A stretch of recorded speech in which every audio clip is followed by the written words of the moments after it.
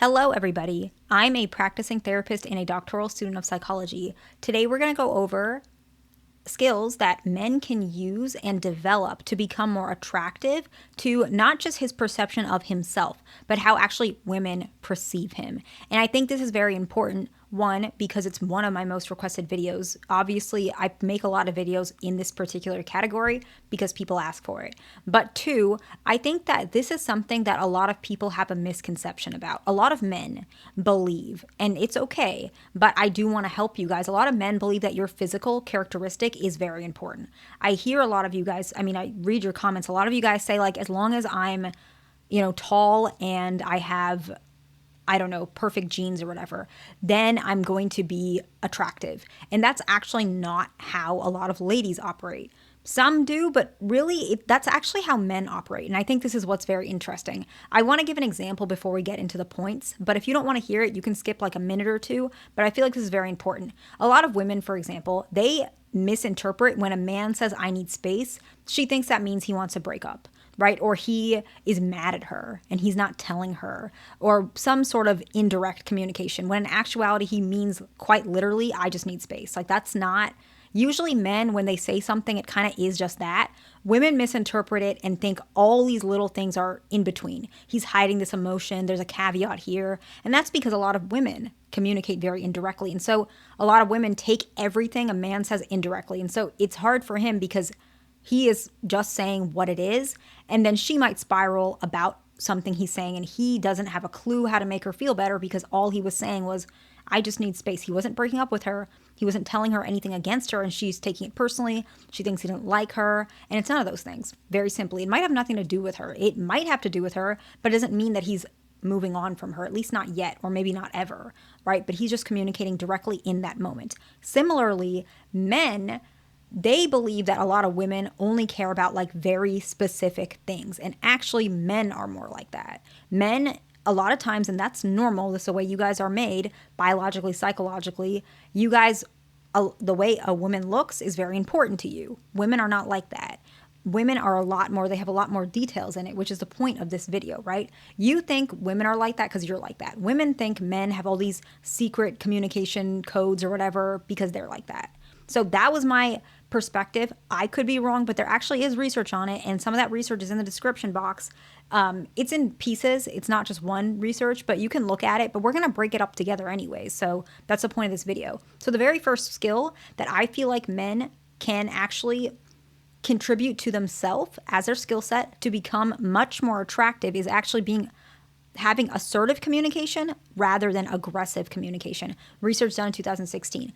Clear and respectful expression of his needs, not just her needs, right? His needs too, can actually increase attractiveness and suggest maturity, competence, and actually relational security. Relational security is one of the most important things that women are looking for in relationships. So very simply, a lot of men, it's fine, they focus too much on his counterpart's needs, her needs. That's common with men, right? Men tend to be very giving. They tend to be very protective by nature. And so often the relationship, he focuses too much on her needs. But what happens is she kind of loses interest when he is only focusing solely on her needs because she feels like in some way that's not relational security. If he is thinking about his needs and her needs, she feels like, okay, this relationship will last. And a lot of women, they're looking for safety and security. If you're only focusing on her needs, there's a part of her that feels like you're not caring about the relationship, you're just caring about her, right? I know it sounds strange, but it is different. She wants you to focus on the relationship, which is you included. And so focusing on yourself and what you need and how you communicate it will help her to become more attracted to you, or you be perceived as more attractive in general, okay? The next one is any sort of social competence, and particularly being flexible in social situations. Some people might even consider this like well liked in situations, but that's not necessarily what it is. It might look like that though, okay? We're going to break it up, research in 2010, okay? There are different types of people whenever you meet, right? Everybody's different, okay? That's actually something I struggle with. I can't get along with everyone because I'm kind of unique socially, just the way I am. But a lot of people are in their own right, okay? But when you're communicating with a lot of different people, and you're able to be flexible with these different types of individuals. A lot of women might perceive this as men being dominant in a social situation. Leadership skills is usually where it comes from. Being socially connected and being able to communicate with different people. It doesn't mean you have to like everybody. It doesn't mean everybody's your best buddy, but it means that you're at least able to have some sort of conversation. The best way I can put it is like some sort of networking type of conversation. It doesn't have to be deep. It doesn't have to be you guys are talking about your childhood, not like that, but you just have positive peer evaluations and connections. You're able to evaluate people in a positive way and they perceive you similarly, okay? The next one is authentic self-presentation. Research in 2010. Research does show that individuals who tend to be more dominant and have a leadership quality or leadership roles, they do tend to be a little bit against the grain. Is it against the grain, off the grain? Like you're different. Yes, I believe it's against the grain is the phrase. Basically, you are simply yourself rather than following the crowd, which obviously means that you can take more of a leadership role because you're not a follower, which is more common, right? Being authentic in who you are also increases trust. Of course, it increases attraction, but it does actually increase relationship success because what happens is because you are yourself, you are going to attract partners that actually are comfortable and attracted to who you are naturally, which means your relationships will last longer.